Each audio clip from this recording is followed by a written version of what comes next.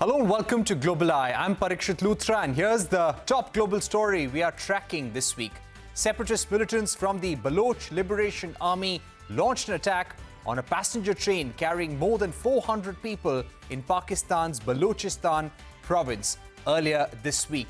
Yes, we're getting you the pictures right now. CB district of Balochistan, that is the area where the hijacking took place. Now, Balochistan is a very geostrategically important area. It's rich in natural resources, natural gas as well, a point of interest for China and global powers, crucial for the China-Pakistan economic corridor. What happened in CB district of Balochistan has really shocked everyone, and all eyes are on Pakistan's response and the global response there as well. The rebel group bombed a section of the railway track and stormed the train, taking multiple hostages under their control. Reports also suggested that suicide bombers positioned themselves very close to some innocent hostages and also used them as human shields. Pakistan's military said that they rescued over 300 passengers over the course of 48 hours. However, at least 21 hostages were killed. The army also confirmed that 33 militants and 4 army personnel were also killed during the encounter. The Pakistan government has said that the siege has ended. However, a statement from the Baloch Liberation Army has denied this claim. So what did the Baloch Liberation Army want from the Pakistan government? The separatist militant group issued a 48-hour ultimatum stating that they would execute the hostages if Baloch political prisoners, activists abducted by the Pakistani military are not freed. They also warned that if military continue to intervene, then all hostages will be executed and the train will be completely destroyed. Pakistan Prime Minister Shehbaz Sharif on Wednesday expressed grief and shock over the attack on Jafar Express train, saying that such cowardly acts will not shake Pakistan's resolve for peace. China also condemned the hijacking and expressed readiness to strengthen counter-terrorism cooperation with Islamabad.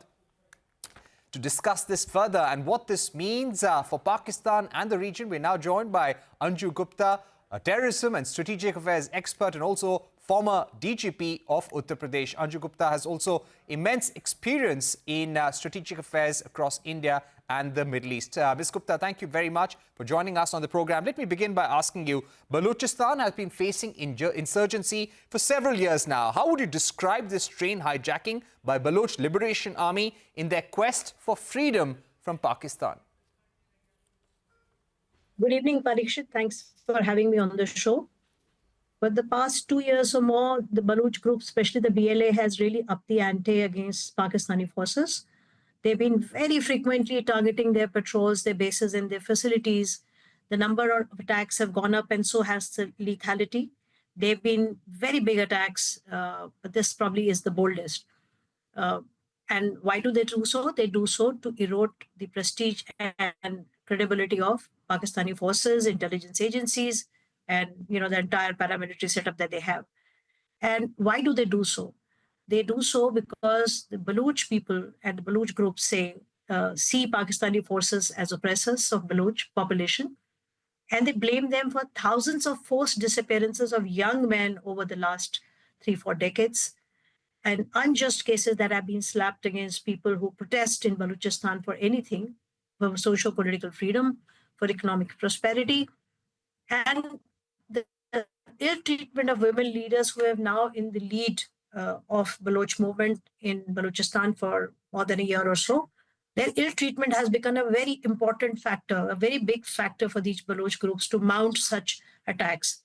Eyewitnesses account of what happened in the train is very interesting. They said that the militants segregated civilians from the security personnel by checking their eye cards. Pakistani media is reporting that militants not only killed many personnel, but they've also probably taken 20 hostages. These details will probably become clearer. It doesn't happen very easily in Pakistan because Pakistan forces generally like to kind of play down the losses and play up the heroic rescue operations. So I think we'll have to wait to understand the full extent of what has happened. But this was definitely one of the boldest attacks ever. Right. The next question would be, what is the message that the Baloch Liberation Army is sending out and what could be the possible reason for this? One thing is discrimination. They wanted the release of prisoners as well. But is there a larger message? the main message is to the security forces, agencies, and the paramilitary and the police, whom they see as oppressors. And they've already laid out these, conditions that you've kind of enumerated.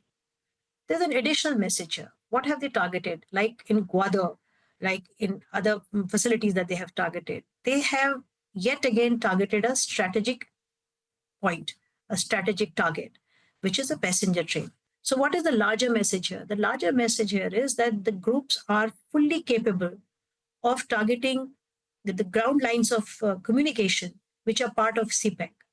Now, CPEC is a flagship project for China in Pakistan. It is under the BRI. And this is how these groups are trying to exert pressure on China, to exert pressure on Pakistan to anyhow resolve the Balochistan issue for CPEC to succeed. Because CPEC cannot succeed if this is how it's going to happen, if this is how security will continue to remain disturbed, increasingly so in Balochistan. That's the larger message. How do you see Pakistan's response and what the Pakistan government could do next? Well, they have already started the blame game. They have blamed Afghanistan. They're saying that Baloch groups are based out of Afghanistan, and they say that kind of tracked a phone call from Afghan soil, to someone on the train, which Taliban has absolutely rejected and asking for more proof. I wouldn't be surprised if they start blaming even India for this, directly or indirectly, or using some of their proxies. There'll also be blame game between the federal government and the state government now, because they have elected representative. And that is something which can actually take away any attempt to hard questions of Pakistani forces and their intelligence agencies.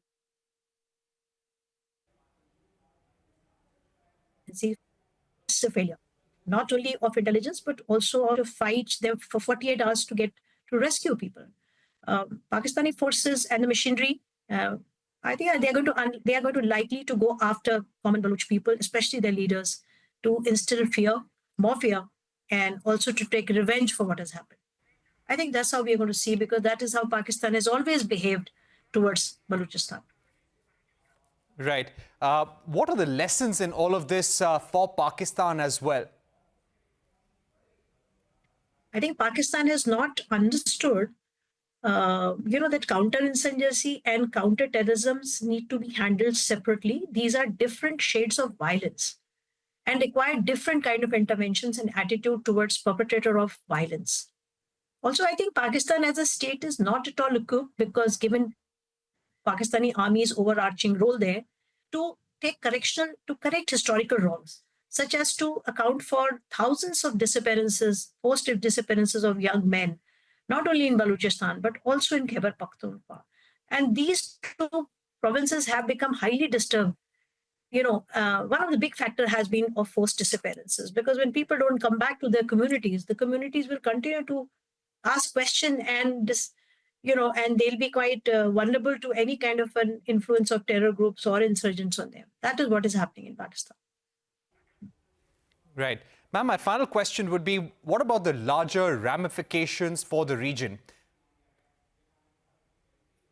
I would say since this is one of the boldest attacks, and they would definitely like to play a blame game, even by producing false evidence, which they've done in the past. So I think we are going to see more of that. And this is how the agencies and the security forces there also kind of avoid the talk about blame that they need to take for such a big failure. We could definitely see vendetta attacks through proxies and also through cross-border military operations. I wouldn't be surprised against Afghanistan and against India. I wouldn't be surprised. And unclaimed attacks, which are proxy attacks through new proxies like ISIS-K and AQIS, which can't be directly connected to the Pakistani security establishment. It's quite possible. Overall, it looks like that there'll be much more violence in Pakistan and in the region as a result of what has happened. Because there will be vendetta, there would be blame game, there will be effort to kind of sidestep the issue of inward looking. They would be looking outside as always. That's how I see it happening. Thank you. All right. Thank you so much, ma'am, for joining us, giving us your view on what's happening in Balochistan and that hijacking that we saw. That was a big story. The world was watching very, very closely, and I'm sure China is watching it very closely as well. Thank you once again for being with us here on Global Eye. We're taking a short break, but coming up next, Elon Musk's Tesla unlikely to manufacture India as it hopes to enter the country with lower tariffs within 3 months. A special discussion with Daniel Ives of Wedbush Securities when we return.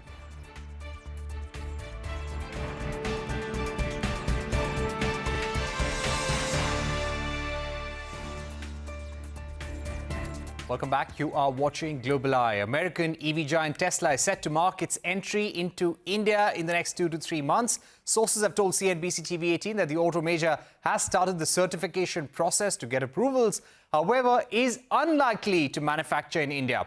The company has also likely identified 2 showrooms in Delhi and Mumbai and has kick-started hirings for Pune and Mumbai, mainly for showroom-related roles. This comes at a time when India is staring at the threat of the Trump administration imposing reciprocal tariffs with its imminent entry into India. How does Tesla fare in comparison to its global peers? Here's the breakdown. Tesla continued to lose market share in China as sales plunged more than 50% in February. In comparison, China's BYD sales in February grew 7.4% on a monthly basis and 164% on an annual basis. In an effort to counter these declining sales, the American auto giant also rolled out attractive benefits. This included interest-free loans and free lifetime charging. The company is also aiming to bolster sales of its latest model, the Cybertruck, by offering competitive financing deals. The nightmare for Tesla doesn't end there alone. In 2025, Tesla stock fell a staggering 45%, losing all gains since US President Donald Trump won the elections in November.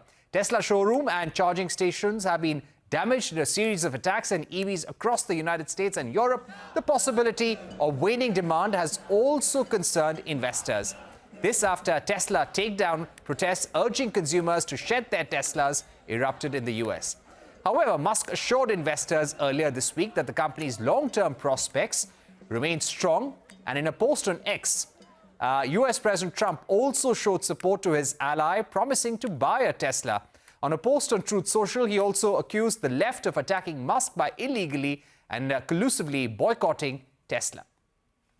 We're now joined by Daniel Ives, Global Head of Tech Research Division at Wedbush Securities. Dan, thank you very much for joining us once again on Global Eye. Always a pleasure to have you here on CNBC-TV18. Let me begin by asking you, how important is the India market now for Tesla at a time when it's seeing a slowdown in sales in China, stiff competition from BYD all over the world, and a slowdown really all over global markets? Yeah, look, I mean, they're going through a tough time, right? And when it comes to what we're seeing in sales and obviously some of the brand distractions with Musk and Doge. Look, we've always thought India is going to be a very strong market for Tesla. I think it's really taken a page out of the Apple playbook a little there. And I think when you look over the next 5 to 10 years, I think India is going to be a big market for Tesla. And I think them doubling down, or at least starting to actually, go down that path is a smart strategy, especially what we're seeing globally, in terms of for Tesla. Right. Dan, as somebody who's been watching Tesla for many years, as an observer, what kind of tariffs do you expect Tesla, Elon Musk, to be seeking from the Indian administration? This is a different Elon Musk now. He is in the White House. He's the head of Dodge. Would you have a sense of the kind of tariff structure that he would be looking at? Currently, tariffs on electric cars in India would be around 100 or 110%. Yes, the Indian government is thinking of bringing it down, but would you have any idea as to what they may want? I mean, Musk, obviously, he's met, I think with many officials within India. And I think that's actually one of the issues that I think's definitely slowed down a lot of the growth in India is tariffs, some of the logistics, distribution. But I ultimately think, look, when it comes to tariffs, no one knows what's going to happen in the next hour, right? With Trump administration.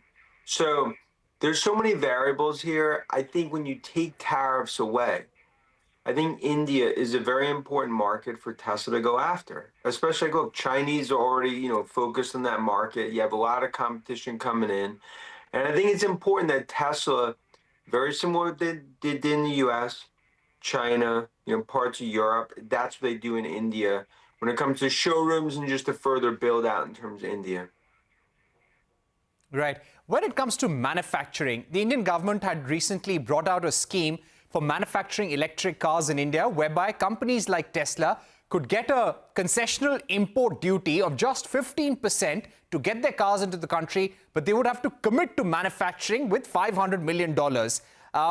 In the current context, would Elon Musk want to commit to manufacturing at all in India, or he would first want to just test the market for a few years? I would say a few years. I think they put a toe in the water in terms of retail shops and dealerships that ultimately they're going to build out, in India, whether it's 2, 3, or 4.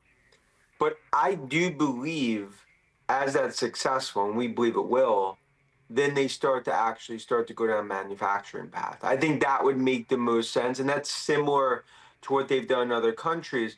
Well, it comes down to they're going to look to, whether it's Malaysia, there's a lot of other areas they're going to look to build. I continue to think India is going to be one of those central areas that Musk and Tesla are going to build out over the coming years, forgetting just this near-term tariff issue, which is obviously clouded not just Tesla, but the overall market. Right. You've also been writing, Daniel, about the low-cost model that's going to come from Tesla. How soon can we expect that to hit the markets? And do you expect Elon Musk to possibly bring that model to India first? Yeah, I think that's by the summer. We'd expect it, and then probably expect another one by later this year. Look, it's very important in terms of driving mass demand, right? That's ultimately how you're going to drive 3, 4 million and plus vehicles per year. It's not on $50,000, $60,000 vehicle. It's 30, 35K. And when you look at India, I believe it all dovetails into the strategy where, that's something that they'll focus in India and some of these other markets, in terms of just trying to drive demand. This is a key period of time for Tesla, especially as it leads into autonomous robotics and kind of its future growth strategy. Right.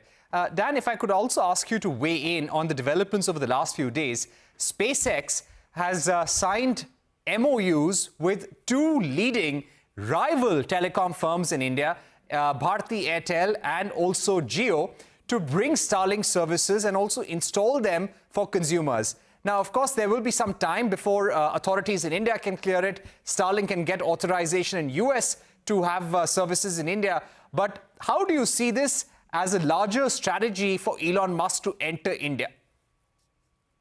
Well, yeah, look, you could call it the Musk economy, or, when you think about Starlink and you think about Tesla and obviously think about the other initiatives.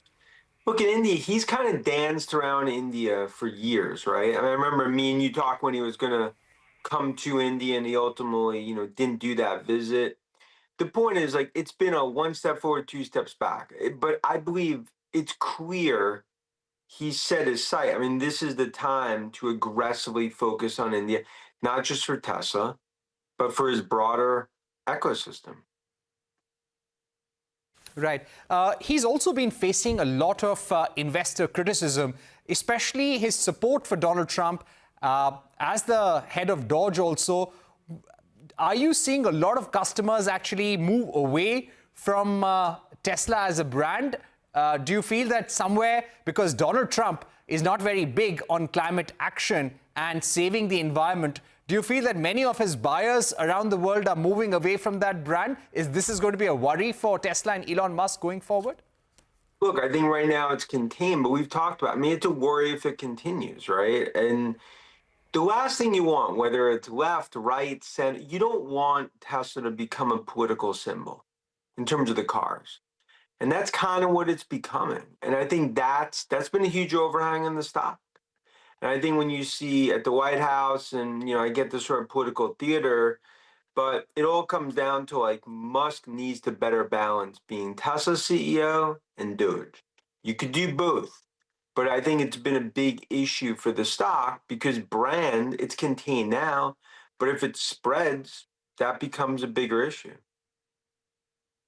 My final question to you would be, how soon do you expect an announcement. We're hearing next 2 to 3 months. He's already taken a place in Mumbai on rent. He's taken a place in Delhi also on rent to set up a showroom. They're making hirings in India. So how soon do you expect them to make an India announcement, Daniel?